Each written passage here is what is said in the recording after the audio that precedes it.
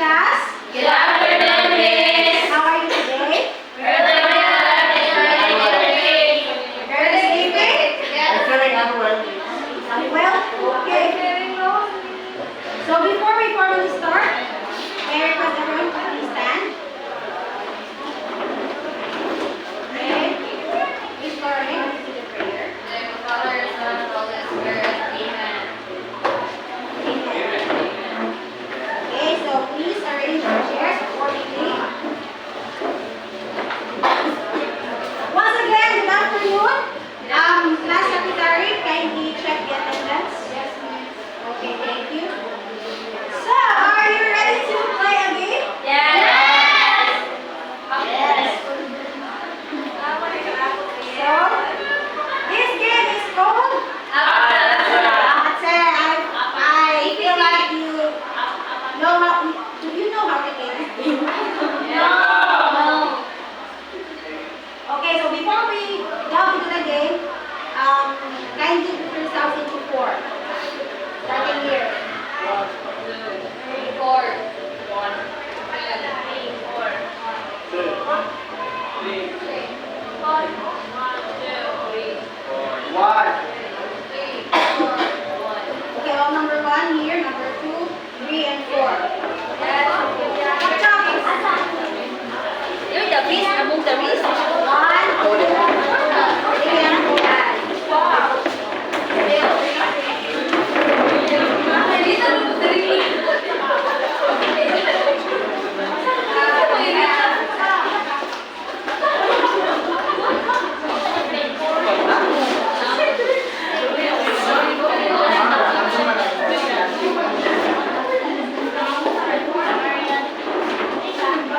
So, settle down everyone.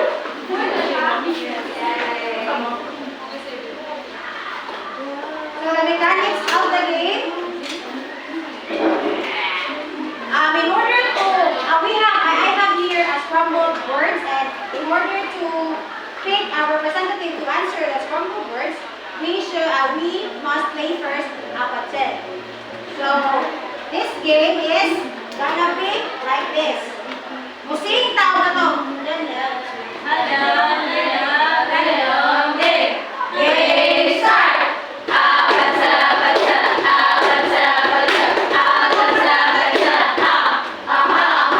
And then, I will tell you a number, and whoever ang kamot nga nasa pinaka-top, muna siya inyong ma-representative to answer the number. Yes? For example, level number 3, and we are in the 3rd floor. So, 1, 2, 3.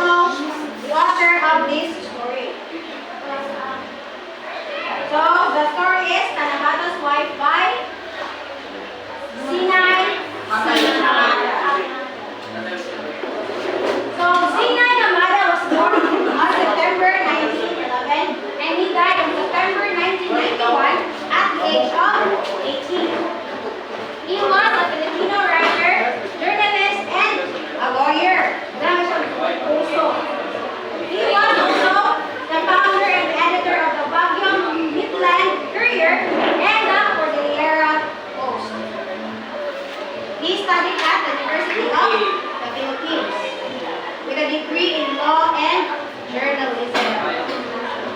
Very worthy.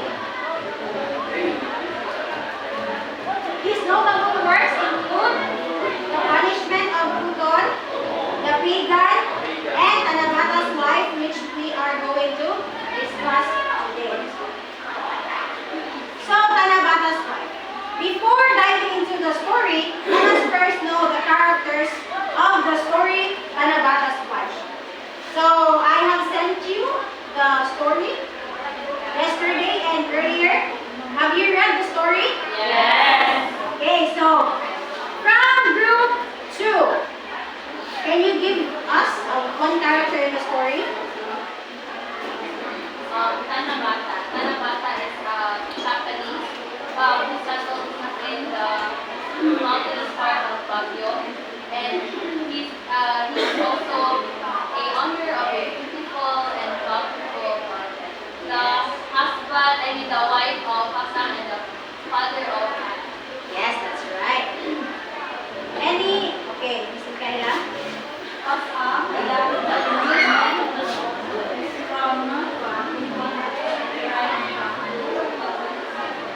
Okay, that's right. We also have a pretty bontot woman who is described as someone with her ruddy cheeks, though nor as rosy as in her girlhood. She has a buxom breast. Very my breast. Okay, another character. Rohan. Another character in the story is Dato, is the son of the Nabata's son and Hassan. Okay, another. Can you think of any other character? Wala? Friends, okay, right? The ex-mother of Hassan, who wrote the letter that Hassan got to before she left. There are two more characters that we haven't mentioned. Not my two characters, so the other one is Okamoto-san. He is the neighbor of Tanabata who had a Benguet woman for a wife. And his wife is Kawani, an industrious and amiable woman, wife of Okamoto. Just like what Rohan said earlier, Imato is the son of Tanabata and Pasang. So, since we already know the characters of the story, let us now move on to the plot of the story. So, we will begin at the exposition of the story. So, group 4. So the story started when Pasang, a young Filipino, went to Baguio to seek for work, and then she meets Tanabata, a Japanese gardener, and then he hires the Pasang of Tanabata, and then eventually married sila Nuha. Okay. So, can you read everyone? Pasang, a young Filipino woman from Bundok, arrives in Baguio seeking work. She meets Tanabata, a Japanese gardener, who hires her, and eventually they marry. Pasang adopts Japanese customs, gives birth to their son Pato, and learns gardening skills. So, Pasang is from the tribe of Bundok who went to Baguio to seek work. There he found Tanabata, who is also looking for makauban niya sa garden. And eventually, since Tanabata is already a middle-aged man, he seeks to have a wife. And then, na-in-love siya sa beauty ni Pasang. Eventually, they got married. Before they got married, si Pasang is nagplano ta siya nga mangita og laing women from his country, pero nauna siya nga gasto kung iyang ipadali sa Philippines. Mga itong pagkakita niya ni Pasang, he decided to marry her instead. So next, the rising action. Punto.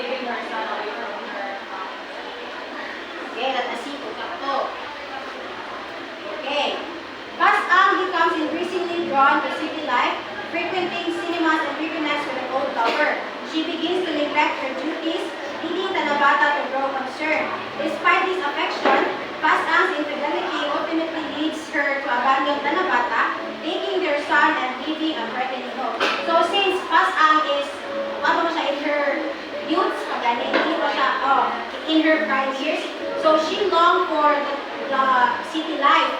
Kaya dito sa ilang life sa Baguio, she helps Tanabata in preserving or in maintaining their garden. So at some point, she becomes increasingly drawn to the city life, and she frequently goes to cinema. Tanong niya ang ilahang anak. Bisan pag si Tanabata is hindi siya musugod, wala siya mahimo, but to support his wife because that's how much he loves her. Next is the climax. Group 3. So with the torture of Tanabata became devastated and he fall into a great despair. And days passed, he contemplated and decided to go back in Japan and abandon his home, abandon his garden, and dismiss all of his helpers. Okay. So Pasal's departure devastates Tanabata, causing him to neglect his garden, dismiss his helpers, and contemplate returning to Japan. His despair reaches its peak when he considers giving up hope. So this is when the time Tanabata decided to go back to his home country, which is Japan.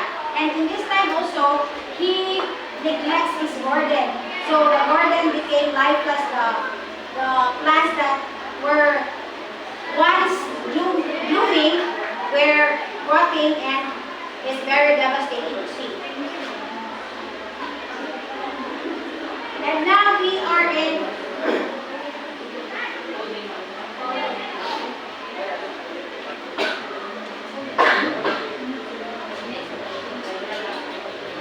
so next is the following action. The one. Time passed and Mama realized her mistakes and decided to return to Tanabata's dreams and laughter. Still, government was Okay. So months pass, and Pastan, realizing her mistake, returns to Tanabata. Finding the garden in disarray, she decides to make amends, and Tanabata, still loving her, forgives her. So after depart si Pasang with her old lover, nakabalita siya nga si ang garden ni Pasang kay napabayaan niya, and si Pasang kay manikaon-kaon, kay Tanabata wala siya kaon-kaon. Boto naka-decide si Pasang nga balik. And upon her return, nasa iyang mga una kung gawa kung mabaka siya ni Tanabata sa Tose Hinuha. And wala ko na sila sa iyang anak, her son, Kato, suddenly shouted. And when Tanabata heard kids shouting, he looked into the window. And when he saw Pasang and Kato, he ato siya dito sa gawas, and he still accepted them with open arms. Yes. And he forgives Pasang. The Loma of the story. So the name of the story is when Tanabata and Pasang reunited, and their garden symbolizes as their renewed love, and also their hope to start anew for their future. Okay. So Tanabata and Pasang reunite, rekindling their relationship. The revival of the garden symbolizes their renewed love and hope for a brighter future. So after ato is restore nila ang ilahang garden. It symbolizes their love and the hope for a brighter future sa ilahang relationship and sa ilahang family. So, did you understand the story? Yes. Let us now move on to the themes of the story. Look to even one thing. Fidelity, Forgiveness. forgiveness, acceptance, love, second chance. Any other? Wala na? Rebuilding relationship. Rebuild their relationship. Social. Cultural classes. So, reminding everyone na i-take note po kung kapila mo naka-answer sa inyong group hack eh. Ano siya? Ano siya yung corresponding points. Any other games? Wala na? Longing. Connection. Connection. Connection. Youthful desires. Desires, right? So all of your answers are correct. So I have also here, please, cultural adaptation and assimilation. So cultural adaptation of Pasca towards her life in Baguio. Love and devotion. So the love of Tanabata towards Pasca. Forgiveness and reconciliation. And patriarchal society. Because sa ilang Tanabata, dito sa Baguio, ang kasagaran sa ilang mga mga katulong boys. Si Pas ang girl. Yes. What do you think are the morals of the story? In our relationship, Yeah. and it is very important to be faithful. I think that it's not all about the age, but if you remain faithful and committed to each other and committed to keep your family intact, kay you should stop one of that and entertain other people. Yes, that's right. Another? But I think the moral of the story is I don't think really it's different. It's simply because no matter how someone hurt you, no matter how someone broke your heart, you learn to forgive, forget in order to fix something to the better future. Okay, that's right. Any other? Ayan? While anyhow, age doesn't matter, it doesn't really affect anything. It's also important to consider your reflection of yourself, how you assess yourself, if you have something to do. One partner is not good enough, and then you have to explore. Just like my case, it's also important to at least reflect if mag-match pa yung mga positions, mag-match pa yung ganahan.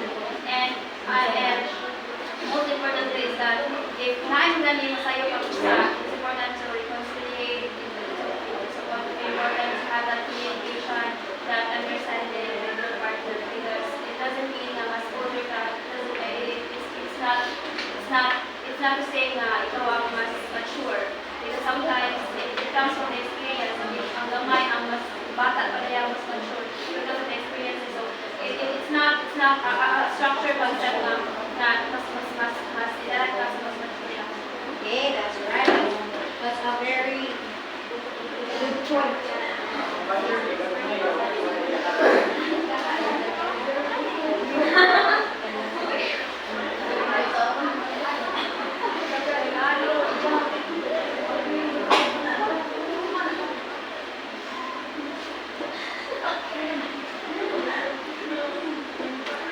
Any other?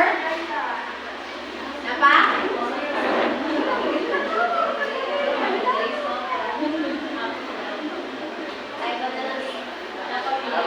Napa? Okay. Right now. When it comes to marriage, you need to marry, especially if you are not nananatangko kasi nananatangko. Because when, I really, like, nakita na ko sa basta na ako mister, kanang need di ay kanang masatisfy ka sa imong pagbabatahan before mag-enter sa marriage, because ang luoy is imong kuan yung children kay mapabiyan, yung kuan gani ka nang ganan ka mag-aagdaag ka So dapat, makumpino sa mga pagkabataan mo sa amin. Anak ka nila?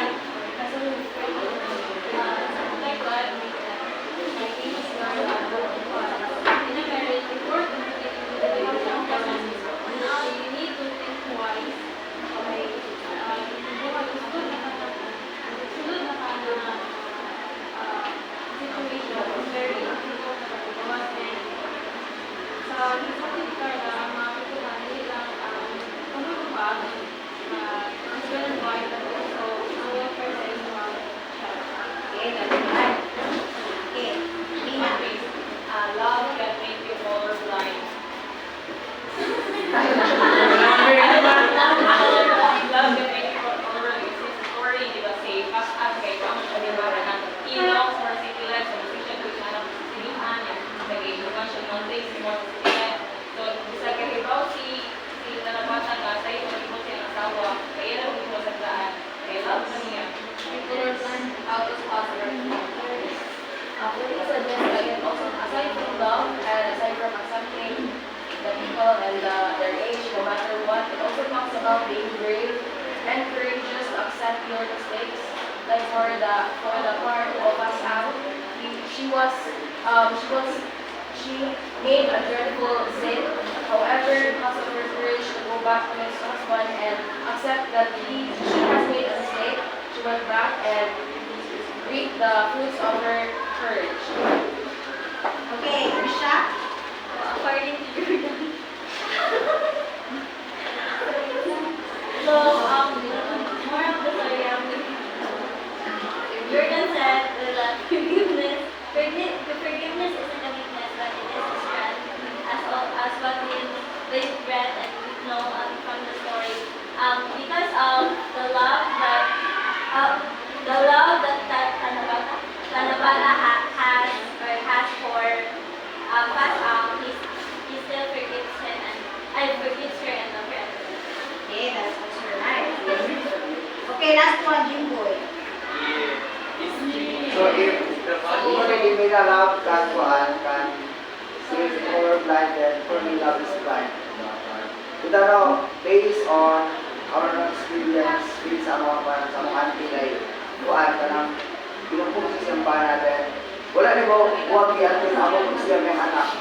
Ikan sa una pa ilang anak auntie si kasi si Pinupog kanya. Iba kasi yung nag-uwag. You know, maparang ito mga moral is kuan kanang love is not always about fighting tungkol kay love mo, but sometimes it's better to fight. Kung unsay mas better kay mag-suffer ang yapon. So I have here mine. So love knows no cultural or societal boundaries. But it's very obvious in the story that love knows no cultural or societal boundaries because Tanabata is a Japanese and Pasang is a Filipino. True love can forgive and accept past mistakes. Hindi mo ka forgive ko kung accept. This is true love. It is true love. Untrue love. False love. False love. Redemption, redemption sa It depends upon the situation. Yeah. Pero yan, hindi ko na kailangan.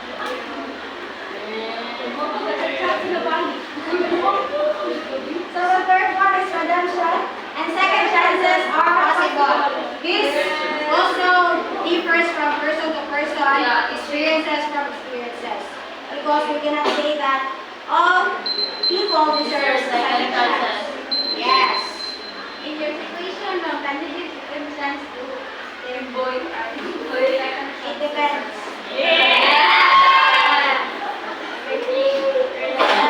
So the last one is respect and appreciation for diverse cultures enrich our lives. It is very important to respect. The very core of one dito sa tanan nga pati is to be able to give respect and to be respected. Yay! So before we end our class, I have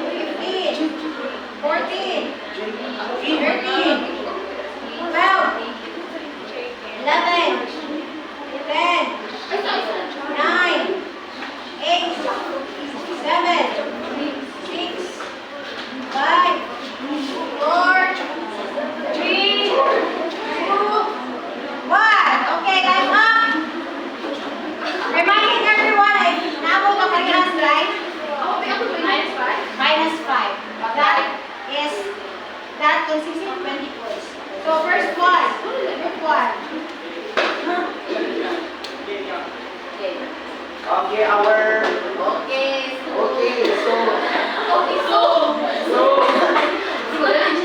place is Japitan. Habitat. And our animals kay jellyfish. Name kay John Ray. John Ray.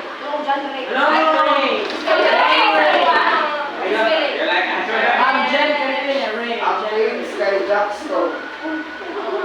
Okay. Mga pwede boys. Next group po. Jackson John.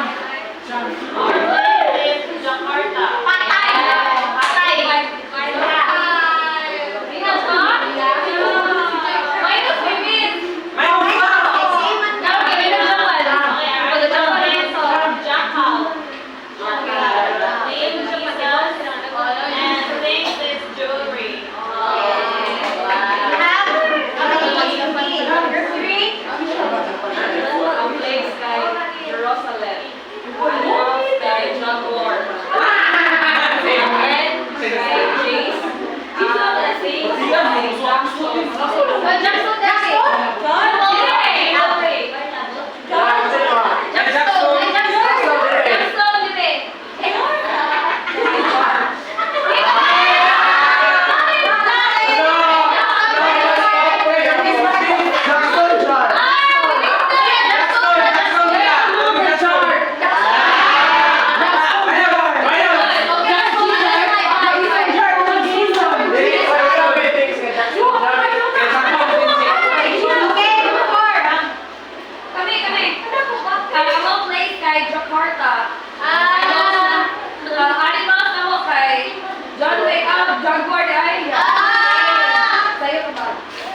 Ang names kay JK na ukiso na. Ang JK ay jackfruit.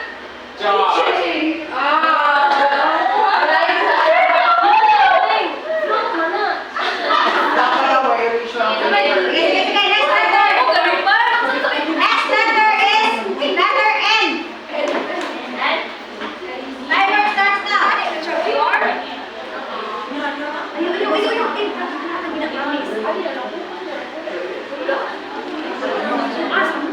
Ten, nine, eight, seven, six, five, four, three, two, one. Extend to 5 seconds. 5, 4, 3, 2, 1. Time's up.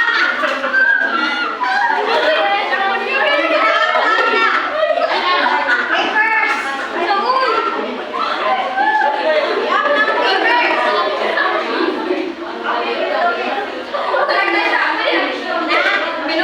Yup, the last group to raise their paper will be deducted. Janet, go. Group 3. Ang place ng Group 4. Okay, 20. Ang place sa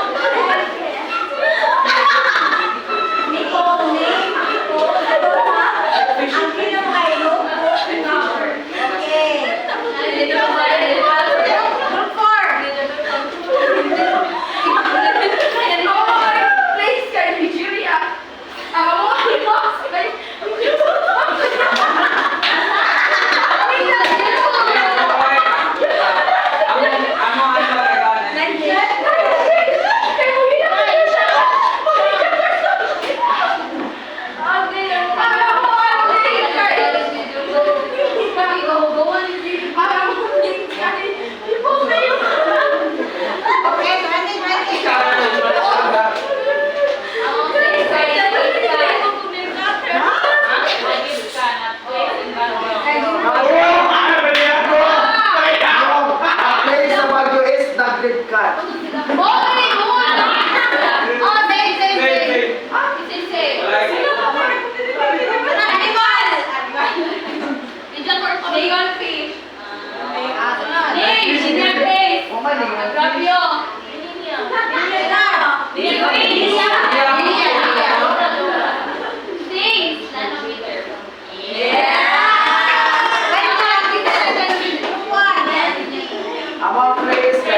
Kanchi. Isa?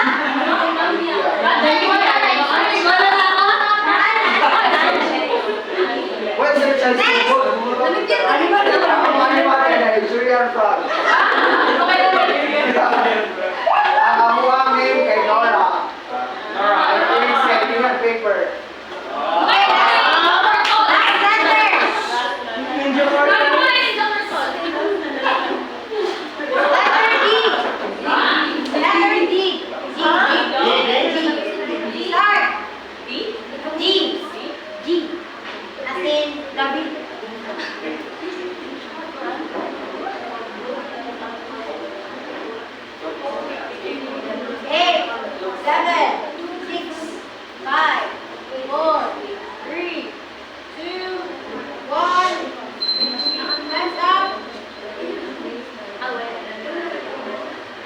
Okay, stretch up 5 seconds. 5, 4, 3, 2, 1. Papers up.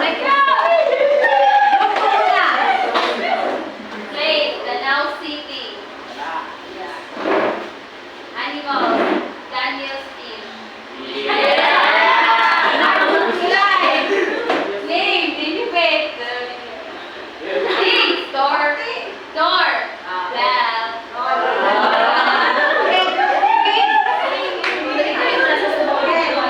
Ang place na po kay Denmark.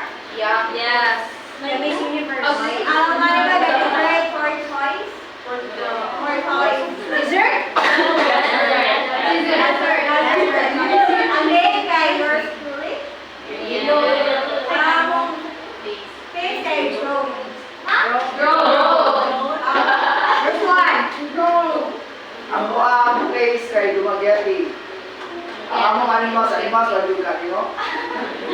Dinosaur. Yeah, I like that. Ang amuang name kay Delilah. Ang among things kay Door.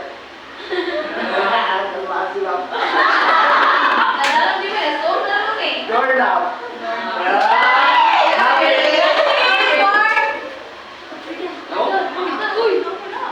Among place kay Katuta. Among sa animals kay Dog. Oh, did you Di mo among names kay Bell. And among things kay Dog. Color.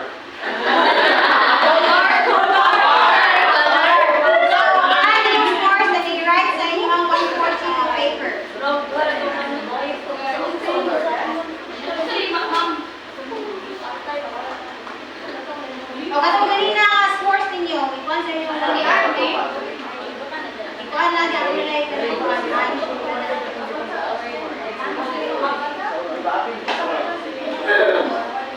O, katong, ingat ko nga, every time you participate is not a good point.